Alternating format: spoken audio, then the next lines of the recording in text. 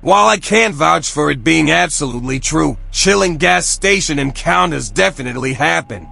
Here's a story that incorporates some common creepy elements. The highway stretched endlessly under a blood-red sunset, mimicking the low gas gauge screaming at me. Exhaustion gnawed at my edges, but pushing on wasn't an option. A lone gas station materialized on the horizon, a beacon of hope in the desolate landscape. The place looked abandoned. Peeling paint clung desperately to the pumps, and the convenience store windows were boarded up. A single, flickering neon sign buzzed ominously open. Against my better judgment, I pulled in. A hunched figure materialized from the shadows, an old man with eyes that seemed to glow in a natural yellow. He shuffled towards me, his voice a dry rasp. Needs something filled, Missy. The inside was worse. Empty shelves loomed like skeletal fingers, and dust motes danced in the sickly yellow light. The old man, who introduced himself as Yep, watched my every move with an unnerving intensity. Grabbing a drink from the cooler, I noticed a faded newspaper clipping about a missing persons case pinned to the back.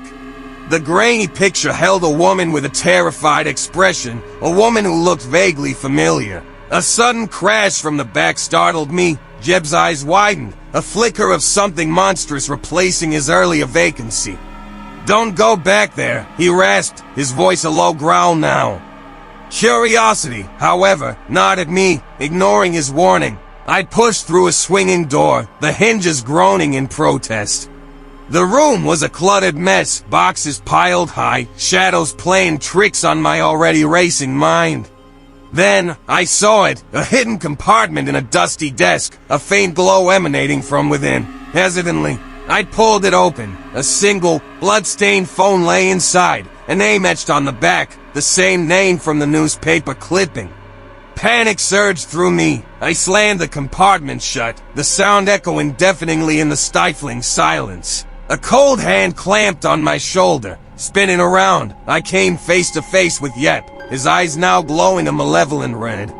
He lunged, a guttural snarl escaping his throat. Adrenaline kicked in. I shoved him back, knocking over a stack of boxes. In the ensuing chaos, I grabbed the phone and bolted. Yep screamed after me, a sound that sent shivers down my spine. I sprinted to my car, climbed in, and slammed the door. Looking back, I saw Yep standing in the doorway. The yellow glow from his eyes the last thing I saw as I peeled out of there, never looking back. The phone became my only link to the missing woman. The police, initially skeptical, became invested after hearing my story and seeing the phone. An investigation led to a hidden network of human trafficking operating out of seemingly abandoned gas stations. Yep was apprehended, but the missing woman was never found. The experience left an indelible mark on me. It was a stark reminder that the shadows can hold more than just darkness, and sometimes, the scariest monsters wear a human face. The late-night radio crackled with static, the only company on the deserted highway. My headlights sliced through the inky blackness, revealing nothing but endless rows of cornfields. Low on gas and bleary-eyed, I took a chance on a tiny, flickering neon sign in the distance, Sid's Pit Stop. It wasn't much to look at, a single gas pump, a boarded-up convenience store, and a weary-looking man rocking in a creaky chair on the porch. He looked up as I pulled in, his eyes glinting an unsettling shade of red in the dim light. "Car trouble," he rasped, his voice like sandpaper on gravel. "Just need some gas, sir," I replied, forcing a smile. He shuffled towards me, his gait stiff and jerky, as he pumped the gas. A sense of unease prickled at my skin. The air hung heavy with the smell of something metallic, a tang that made my stomach churn. "Heading far?" he asked, his voice devoid of warmth. "Just a few more hours," I mumbled, eyeing the boarded-up windows. "Careful out there," he said, his gaze lingering on the empty space behind me in the passenger seat. A shiver ran down my spine. I wasn't alone, but who else was there? He finished pumping the gas and I paid, my hand brushing against his cold, clammy skin. As I drove away, I glanced back in the rearview mirror. The rocking chair was empty, the porch light extinguished. The entire gas station seemed to have vanished into the night. Suddenly, the radio sputtered and died.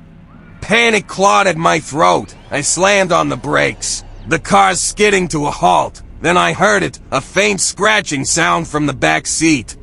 My heart hammered against my ribs. Slowly, I turned, my grip tightening around the pepper spray in my purse. There was nothing there, just an empty seat, bathed in the pale moonlight filtering through the window. Relief washed over me, so intense it almost made me faint. But as I reached for the radio dial, a single crow landed on the back window, its beady black eyes staring directly at me. It tapped its beak twice against the glass, then launched itself back into the darkness. The rest of the drive was a blur. I didn't see another car, another light, anything that resembled civilization. When I finally reached the town, the first thing I did was file a police report. They searched the area where I'd seen the gas station, but found nothing. No Sid's pit stop, no rocking chair, not a single sign of anything out of the ordinary. The experience left me shaken. Was it all a hallucination, fueled by exhaustion and the eerie atmosphere? Or was there something truly sinister lurking in the darkness, something that brushed against the edges of reality? The answer, like the gas station itself, remains a mystery. While I can't guarantee a true story, here's a chilling account based on reported gas station encounters. The blizzard howled like a banshee, each gust rattling the windows of my beat-up Subaru. Stranded miles from the nearest town, my phone was dead, and the gas gauge dipped precariously towards empty. Then, a faint neon glow flickered through the swirling snow, a beacon of hope in the desolate landscape. It wasn't much of a station, a ramshackle building with peeling paint and a single, flickering pump. The convenience store windows were obscured by layers of grime, casting eerie shadows across the deserted parking lot. Hesitation gnawed me, but the alternative was spending the night freezing in my car. Steeling my nerves, I trudged towards the store. The wind whipping snow around my face, pushing open the creaky door, I was greeted by a scene straight out of a horror movie. Empty shelves loomed like skeletal fingers, and cobwebs draped from the flickering fluorescent lights. Behind the counter stood a gaunt man with wild eyes and a scraggly beard. "Can I help you?" His voice rasped, sending shivers down my spine. I explained my predicament, the gnawing fear in my gut intensifying with every passing second. He grunted, his gaze lingering on me a beat too long before shuffling towards a back room. Moments later, he reappeared holding a rusty gas can. $10, he croaked, his voice devoid of warmth. The price seemed exorbitant, but with no other options, I fished out a crumpled bill. Just as I reached for the can, a blood-curdling scream pierced the silence. It came from the back room, raw and primal. Panic surged through me. The man's eyes darted towards the sound, a flicker of something monstrous replacing his earlier vacancy. "Don't go back there," he hissed, his voice a low growl now. But curiosity, laced with a terrifying sense of responsibility, propelled me forward. Ignoring his warning, I pushed past a tattered curtain, the smell of stale blood thick in the air. The room was a makeshift prison, chains dangling from the grimy walls. In the corner, huddled a young woman, her eyes wide with terror. Relief warred with dread in my chest. She was alive. But before I could react, the man was behind me, a glint of steel flashing in his hand. He lunged, a guttural roar escaping his throat. The adrenaline rush was immediate. I dodged his attack, the rusty can clattering to the floor. A desperate struggle ensued, the woman's terrified screams echoing in the confined space. Just as his grip tightened around my arm, I managed to shove him back, knocking over a rickety shelf. Heavy objects crashed down, momentarily distracting him. I seized the opportunity, grabbing the woman's hand and sprinting towards the front door. We burst out into the blizzard, the icy wind stinging our faces. The man appeared in the doorway, his face contorted in rage, but we were already scrambling towards my car. The engine coughed and sputtered to life, the sound the sweetest music I'd ever heard. We peeled out of the parking lot, the gas station shrinking in the rearview mirror until it was nothing but a dark smudge against the swirling snow. We never looked back. We called the police from the nearest town, our voices trembling as we relayed the horrifying events.